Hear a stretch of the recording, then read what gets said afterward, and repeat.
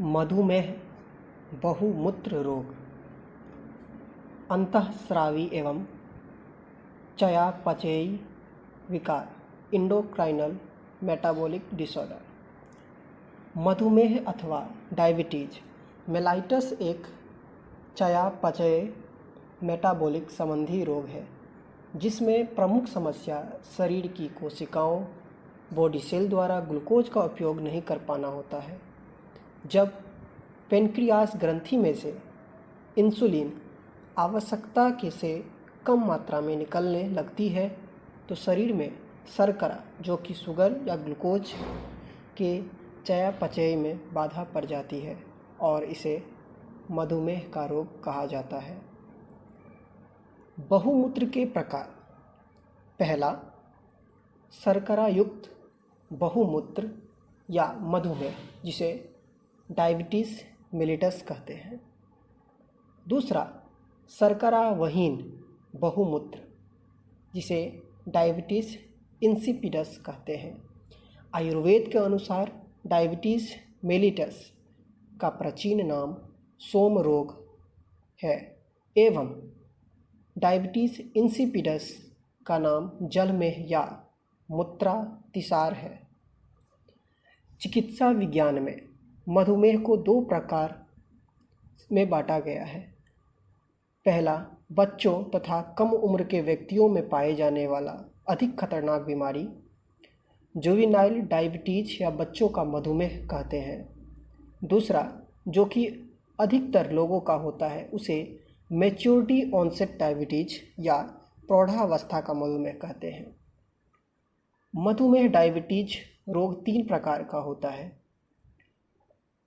पहला, type 1 diabetes जो कि इंसुलिन आश्रित डायबिटीज रोग होता है। शरीर में इंसुलिन बनना बंद हो जाता है, इसलिए इसमें इंसुलिन बाहर से इंजेक्शन लगाकर दिया जाता है। दूसरा, टाइप 2 डायबिटीज बिना इंसुलिन आश्रित डायबिटीज होते हैं। सर्वाधिक मधुमेह रोगी लगभग 90% इसी रोग के होते हैं। इस प्रकार के मधुमेह रोग में कोशिकाएं इंसुलिन ग्रहण करना कम कर देती है। तीसरा, गर्भावधि मधुमेह जेस्टेशनल डायबिटीज। यह तब होती है जब गर्भावस्था के दौरान आपके खून में शर्करा यानी ग्लूकोज की मात्रा काफ़ी ज़्यादा हो जाती है। अच्छी बात यह है कि आम तौर पर शिशु के जन्म के बाद गर्भावधि मधुमेह स्वयं ठीक हो जाती है। यह जिंदगी भर चलने वाली जैसे टाइप 1 और टाइप 2 मधुमेह से अलग होती है। बच्चों को मधुमेह होने का कारण। चिकित्सा विज्ञान को अब तक सही कारणों का तो पता नहीं चला है। वास्तव में पैतृक आनुवांशिक या पैटर्नल जेनेटिक्स रोग तो नहीं है। इसका एक कारण इम्ब्रायो के विकार में होने वाला अवरोध है, जिसके कारण बच्चा जन्म से ही निर्बल और अविकसित अग्नाशय के साथ पैदा हो जाता है, या शिशु के अंगों के विकास के समय वांछित भोज्य पदार्थ न मिलने हो, अथवा माँ के रक्त के माध्यम से कोई विषाक्त पदार्थ संक्रामक या रासायनिक भ्रूण में पहुँच गया हो और अग्नाशय के विकास को रोक दिया हो। बच्चों में मधुमेह का दूसरा कारण अनुपयुक्त एवं अनुचित भोजन भी है, जो उसे अपनी शिशु अवस्था और बाल्यकाल में लिया हो। फलस्वरूप उसका अग्नाशय कमज़ोर हो गया हो। शिशुओं के लिए सर्वोत्तम आहार माँ का दूध ही है। बच्चों को दूध धीरे धीरे छुड़ाना चाहिए तथा उन्हें फलों का रस, फिर उबली साग सब्जियां एवं पका भोजन देना चाहिए। एक कारण भावनात्मक असुरक्षा की स्थिति भी है। चूँकि बच्चों में संवेदनशीलता अत्यधिक होती है, पर विकास तो हुआ ही नहीं रहता जो किसी भावनात्मक झटके को समझने या सहने करने की शक्ति प्रदान करे। जिस प्रकार क्रोध, भय, आशंका हमारी पाचन क्रिया को प्रभावित करते हैं। उदाहरण के लिए, यदि भोजन करते समय क्रोध आ जाए तो मुंह की लार एवं पाचक रसायन बनने बंद हो जाते हैं। उसी प्रकार लगातार एक अवचेतन उद्वेग की अवस्था में अग्नाशय की ग्रंथियां काम करना बंद कर देती है तथा एक अस्थायी खराबी का रूप धारण कर लेती है। अंततः बच्चा मधुमेह का लाइलाज रोगी घोषित कर दिया जाता है। प्रौढ़ावस्था का मधुमेह, मैच्योरिटी ऑनसेट डायबिटीज या प्रौढ़ावस्था का मधुमेह अधिकांश अधेड़ उम्र के व्यक्तियों को प्रभावित करता है। बीमारी में दवा दारू करना एक आर्थिक एवं मानसिक संतोष मात्र है, लाभ की दृष्टि से व्यर्थ है। भारत में 40 वर्ष के बाद होता है। मधुमेह रोग इंसुलिन की कमी, अत्यधिक तनाव, अधिक चिंता, शारीरिक परिश्रम की कमी, जीवनचर्या में विकृति और असंतुलन, अत्यधिक खाने की आदत, अधिक भूखा रहना, अधिक शक्कर यानी चीनी का प्रयोग करना, इन्हीं कारणों से होता है। योग के अनुसार इस रोग का मुख्य कारण है अग्नि ग्रंथि का अशक्त होना। अग्नि ग्रंथियों के समुदाय में यकृत, पलीहा, अग्नाशय, जिसे सूर्य ग्रंथि भी कहते हैं, और यह मुख्य है। इनके कमज़ोर होने पर मधुमेह का रोग होता है। यही आधुनिक मत भी है। अग्नाशय के आंतरिक रस से, जैसे इंसुलिन कहा जाता है, उससे पाचन क्रिया में मदद मिलती है। इसी रस से डेक्सट्रोस ग्लाइकोजन बनती है। लीवर यही डेक्सट्रोस स्टार्च, चर्बी, एल्ब्यूमिन और कार्बोहाइड्रेट का निर्माण करता है। लीवर में शक्ति रूप में यही शर्करा ही संचित रहती है। शरीर की क्षमता के अनुसार इस शर्करा का पाचन होता रहता है। इस पाचन ही के फलस्वरूप शरीर का तापमान अपने स्तर पर बना रहता है और शरीर की स्नायु जितनी भी कार्यशील रहते हैं। अशक्त अभिग्रंथियाँ अपनी आवश्यक क्रियाएं नहीं कर पाती हैं।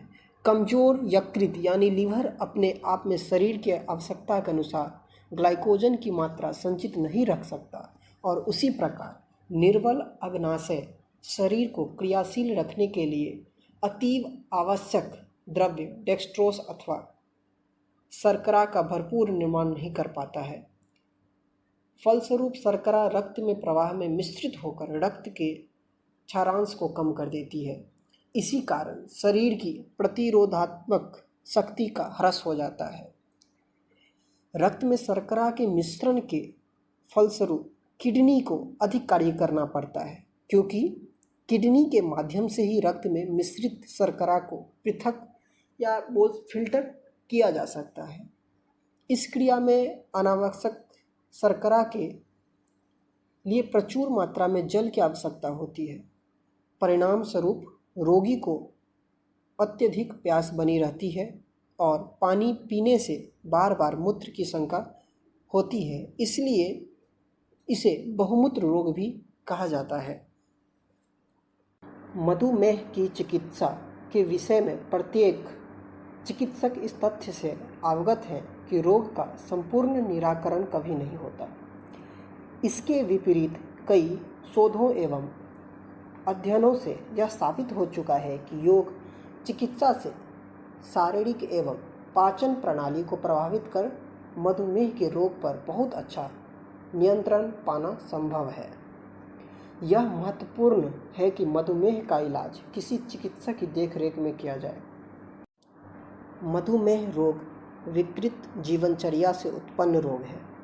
अतः सर्वप्रथम जीवनचर्या लाइफस्टाइल ठीक करनी पड़ेगी। जीवनचर्या में आहार विहार तथा आचार विचार का संतुलन एवं शुद्धिकरण करें। आहार, प्रातः उठकर ऊषापान यानी गर्म पानी लगभग 1 लीटर करें। सुबह का भोजन सही समय पर प्रातः 10 बजे से पूर्व करें। सायंकाल का भोजन रात्रि 8 बजे से पूर्व तक संपन्न कर लेना चाहिए। फिर विहार, शारीरिक परिश्रम अथवा उचित व्यायाम नित्य करें। आचार अपने जीवन आचरण को संयमित, मर्यादित और अनुशासित रखने से मधुमेह और अन्य रोगों से मुक्ति मिलती है और जीवन में इम्यूनिटी पावर बढ़ती है।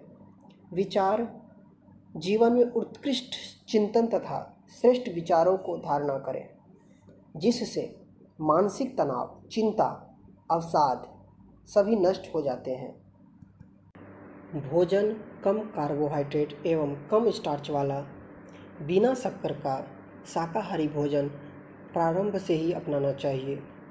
चावल, आलू और सभी मीठे पदार्थ बंद कर देने चाहिए। मसाले, तेल तथा दूध या उससे बनी वस्तु को कम से कम इस्तेमाल करें। चोकर युक्त आटे में कोई भी हरा साग, विशेषकर मेथी, बथुआ, चौलाई से मधुमेह नियंत्रण में रहता है। मेथी, पालक, करेले का कच्चा रस, सब्जियों का सलाद, जामुन, फलों का रस आदि अधिक प्रयोग करते रहने से इसे ठीक किया जा सकता है। कुछ न कुछ श्रम करते रहें। वह सदाबहार के 3-4 फूल सुबह लेने से यह रोग कभी नहीं होता है। पश्चिमोत्तानासन, योग मुद्रा, अर्ध मत्स्येंद्रासन, सुषुप्त वज्रासन, उतान पदानासन, मयूरासन, मकरासन, हलासन, उद्यान बंद आसन और नाड़ी शोधन प्राणायाम का नियमित अभ्यास करना चाहिए।